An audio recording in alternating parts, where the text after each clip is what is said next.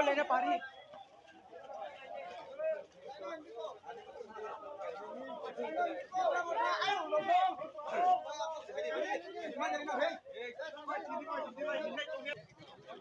বন্দে মাতরম বন্দে মাতরম বন্দে মাতরম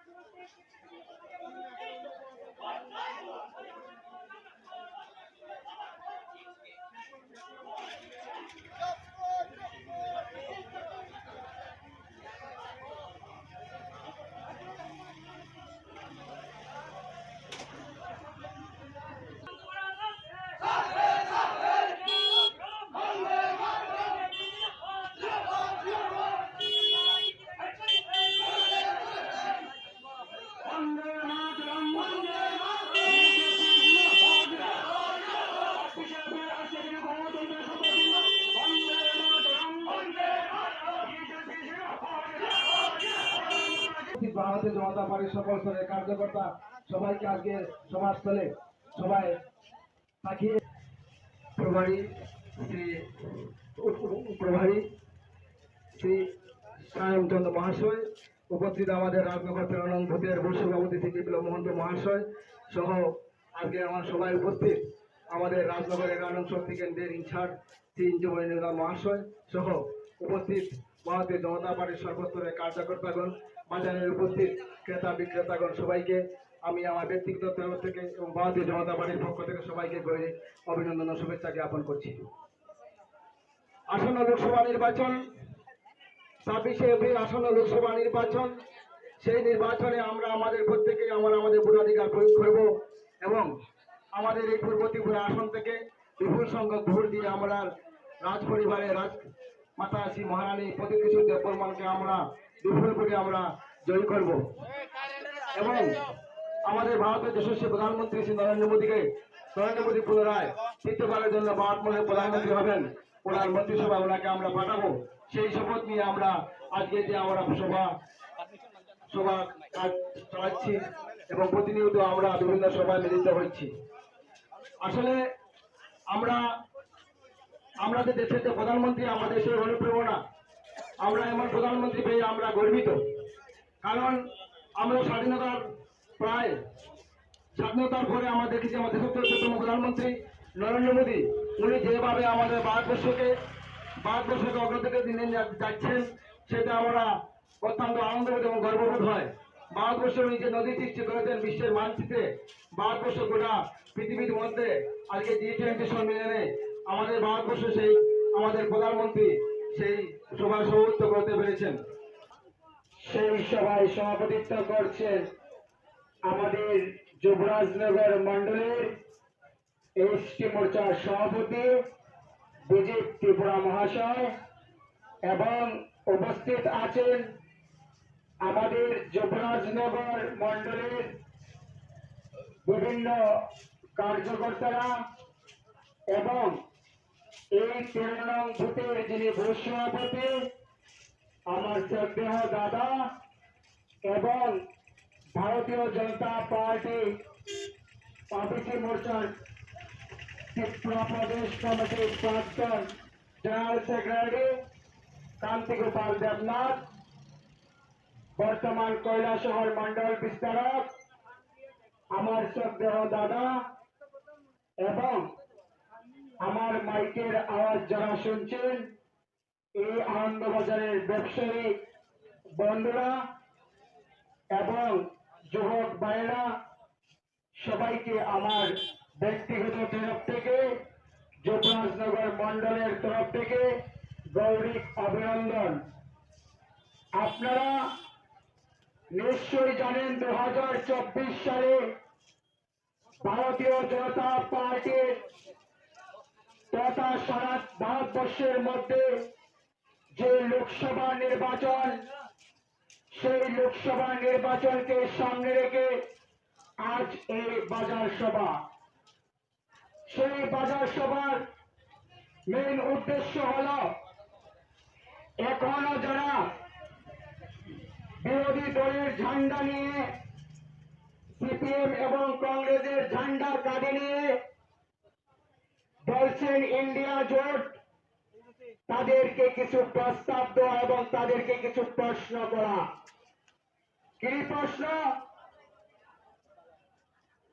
বন্ধুগণ, আপনারা এই ত্রিপুরা রাজ্যের মধ্যে টানা 35 বছর রাজত্ব করেছেন। কত সাল রাজত্ব করেছেন? 35 বছর। কত থেকে? 73 থেকে 88।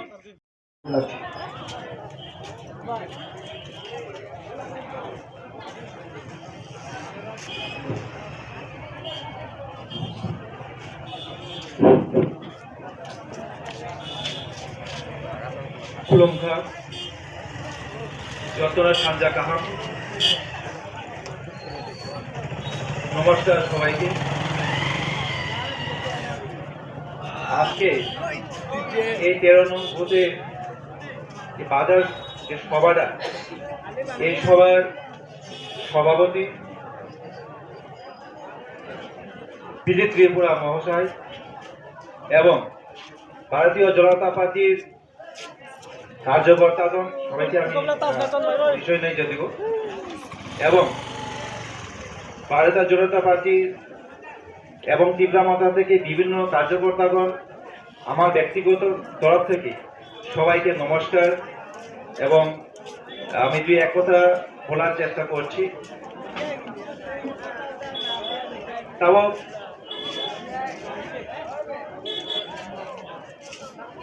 আজকে এই যে বাজার লেরি যে সভাটা হয়েছে এবং বিজেপি যে জোট প্রার্থী আমাদের মহারানী শ্রীমতী কীর্তি সিং দেববর্মা মহোদয়, আপনারা সবাই জানেন আমাদের পূর্ব আসনের প্রার্থী মনোনীত প্রার্থী বিজেপি ভারতীয় জনতা পার্টির আমরা আগামী যে 26শে এপ্রিল যে 26 এপ্রিল যে ভোটদান হবে, ভোট প্রক্রিয়া হবে, আমরা একজুটে যাতে মহারানী কীর্তি সিং দেবী মহোদয়কে আমরা বিপুল বুথে যাতে জয়যুক্ত করে আমাদের নরেন্দ্র ভাই মোদীকে আমরা সেই বার্তাটা করে সেই বন্ধুগণ, সেটা আমাদের ইচ্ছা ছিল যাতে আরো ত্রিপুরাকে এক ত্রিপুরা এবং শ্রেষ্ঠ ত্রিপুরা যাতে আমরা তৈরি করতে পারি এবং আপনারাও তৈরি থাকুন। এবং আজকে যে বাজার র্যালিটা হয়েছে এটা শান্তি সমৃদ্ধি হয়েছে এবং আশাবাদী আগামী দিনে আমরা যৌথভাবে আরো মিলিতভাবে আরো সুন্দরভাবে যাতে সভাটা আমরা করতে পারি এই আশাটা আমি ব্যক্ত করছি। আমাদের পূর্ববর্তাগণ যা আলোচনা করে গেছেন আমি সেটা সহমত পোষণ করি এবং আজকে যে সভা যে সভাপতি এবং পরিশেষে সবাইকে আমার নমস্কার জানিয়ে আমার দুই এক কথা বলা এখানে শেষ করছি। খুলুমকা, নমস্কার, বিজেপি জিন্দাবাদ, ত্রিপুরা মাতা জিন্দাবাদ।